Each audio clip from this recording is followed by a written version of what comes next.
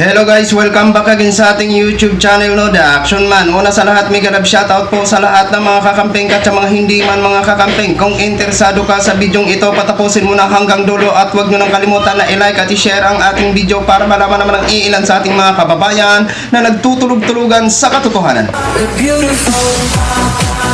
So muli naman nagbabalik ang nag-iisa nyong host na si The Action Man para magbigay ng komentaryo at reaction sa mga mainit ng issue ng bayan. So ito ho mga ka-action, mga kakamping, no, may gusto lang ho ako na i-share sa inyo. So sa isang live natin dito sa channel natin mga ka-action, nabanggit ko nga po ito si kakamping na si Patrick, na kung saan nga ho binigyan niya ng mga reaction ang mga miyembro ng KOGC. Ayan, na kung saan nabanggit din ni kakamping na tinawag daw siya na mukhang kambing sa isa sa mga member ng KOGC ho mga ka-action. At ito nga ho, matapos na nagbigay ng reaction ito at napanood siguro ng mga miyembro ng KOGC, ito po, matindi po ang buwelta. Matindi po ang resback ng isang miyembro. Totoo po palang sinabi ni kakamping na sinabihan siya na mukhang kambing na may bangs. So ito po mga ka-action, nakita ko lang po dahil nag-pop up lang po ito sa YouTube ko. So magbibigay lang po ako ng sarili kong opinion dito ha. Pakinggan po natin at panoorin itong banat ng isang babae ng member ng KOGC. Hello! Magandang araw sa inyong lahat. So, meron lang akong kukomentuhan dito sa masyadong naapektuhan sa mga pinagsasabi ko dito sa social media at sa mga katagumpayan na natatanggap namin dito sa bansang kaharian. Ang sabi niya, magbibigay lang daw siya ng sa masyadong naapektuhan sa mga sinasabi. Si kakamping ang pinaparinggan niya ang kanyang binabanatan dyan, no? So, magbibigay lang daw siya kasi masyado na apektado ito si kakamping sa mga nangyayari kay Pastor Kibuloy ho, mga ka-action. Ito po. Itong pang nagngangalang Patrick ba to? Na mukhang kambing. Natasaktan ka na sinabihan kita na mukha kang kambing. Mukha naman talagang kambing. Hindi yan panlalay, totoo. Totoo, manalamin ka. Tingnan mo, i-compare mo, kuha ka picture ng isang kambing na may ayan dalawang beses niya inulit na mukhang kambing daw ito si Patrick. Okay. Dito sa social media, pag sinabi nga natin, kapag pinasok mo natin ang ganitong sistema, kapag pikon ka, talo ka. Pero dito kasi sa part ng babaeng ito, kung mapanood nyo man po ito, ikaw ay, sabi mo, lumaki kayo sa bilang nagtuturo ng aral ng Diyos. So, kung ano sana ang issue at kung ano ang sinasabi ni Patrick, yun sana ang i-debunk nyo. Bilang ikaw ay isang pastoral ng KOGC at nagtuturo ng aral ng Diyos, so kung ano ang tingin mo sa kanyang pagkatao, tama ba na sabihin mo yan sa kanya na mukhang kambing na may bangs? Gayon pa man na ikaw ay lumaki dyan sa KOGC na nagtuturo ng aral ng Diyos, tama ba yun? Na laitin mo ang isang tao kung para sa'yo is mukha siyang kambing, pero hindi tama na ikaw ay isang nagtuturo ng aral ng Diyos na marinig ng maraming Pilipino ang iyong panlalait sa kapwa mo Pilipino. Kung si Patrick ay nagbibigay ng reaction regarding nga ho sa mga issue dito kay Kibuloy na inaakusa ng mga testigo ni Senadora Risa Hontiveros, yung po yun ay issue, no? Ngayon, pwede ka naman mag-debunk, no? Pwede ka naman mag-debunk ayon lang din sa kanyang sinasabi. Dipinsahan mo si pastor sa kanya, sa ayon sa sinasabi ni Patrick, kung ano ang kaya mong idepensa, pero yung panlalait, po yan, parang hindi maganda panuorin o pakinggan na ikaw ay isang miyembro ng KOGC at nagtuturo ng aral ng Diyos ay ganyan lang pala manlait sa isang tao. So, lumalabas dito na parang kinakalimutan mo yata ang iyong aral. Sige, tuloy. kambing na may bangs. Diba kamukha mo? Ngayon, huwag ka mag-expect na re-respetuhin ka namin dahil unang-una, hindi mo nire-respeto ang belief namin about kay Pastor. Hindi mo alam kung ilang milyon ang nagmamahal sa aming mahal na Pastor at para laitin mo lang ng ganyan. Kaya, don't expect na yung pananalita namin sa katulad mo, hindi parang tupa, hindi parang leon. Kasi we are willing to set aside our being a sheep sa mga katulad mo. Makikita mo pagiging leon namin. Yan ang hindi mo naintindihan kasi nga maliit yung utak mo.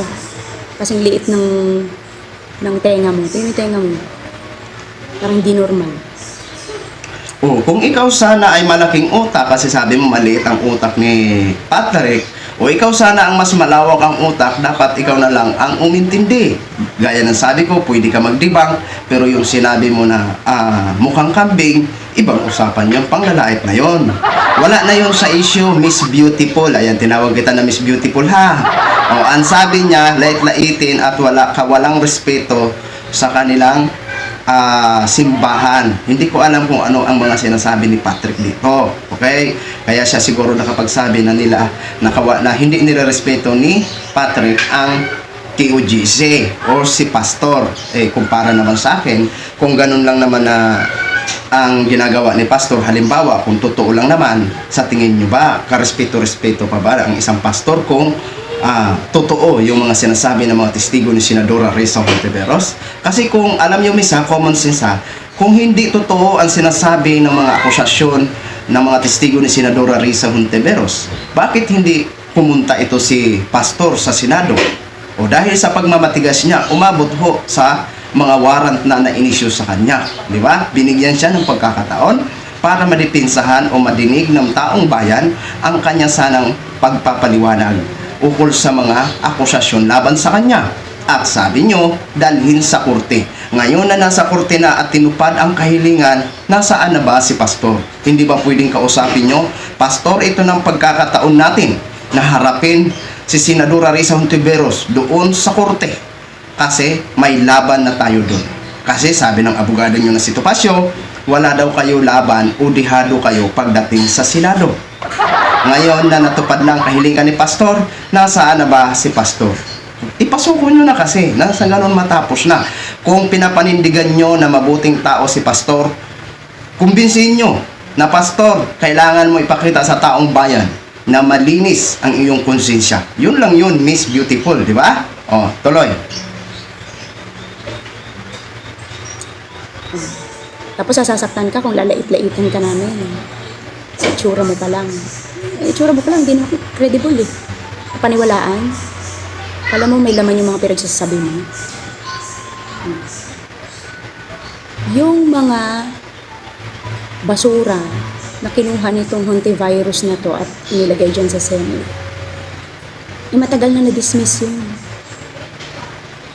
Bayot, pag-research. Kay Murabwa, kay research.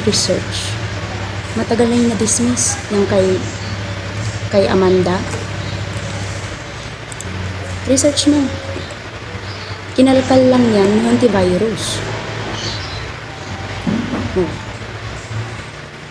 Very clear kung ano yung gustong mangyari nitong senadorang. Mag-research ka daw, kakampeng. Kasi daw ang ibang kaso dyan ay na-dismiss na o nabasura na daw. Antivirus ang tawag niya kay Senadora. Sige lang, okay lang. Wala ko tayong magagawa kung yan po ang tawag mo kay Senadora Risa Hontiveros. Okay? Kasi kung may virus man dito, yung poon mo. Diba?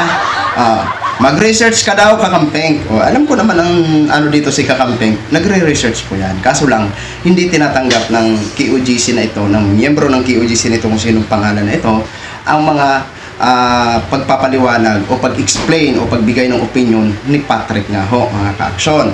Okay. Doon tayo sa sinasabi mong ibang kaso na dismiss kagaya ng kay alias Amanda. Na-dismiss nga ho yun. At grabe po ha, magnanimous ang desisyon ng korte dyan. Ng judge na nagbasura ng nasabing kaso naging file ni Amanda, no? magnanimous pa ang desisyon, ha? Pero, may rules ho tayo na kahit na-dismiss man yan, pwede pa rin buhayin sa ibang korte. Pwede pa rin i-apela yan sa ibang korte. Kung na-dismiss man sa Davao, wala naman nagsasabi na bawal ng buhayin ang kaso sa ibang korte. Di ba? Nasa rules po yan na kahit na-dismiss man yan sa 3 korte, dalhin sa taas-taasang hukom. Baka doon mabigyan linaw. Di ba? Baka kasi hindi naging patas ang pag-imbestiga at naibasura agad yan. Kasi alam naman ho namin na si Pastor ay taga Davao. Di ba? Ito. Basurera nito. Eh, tanga lang hindi nakakakita mo.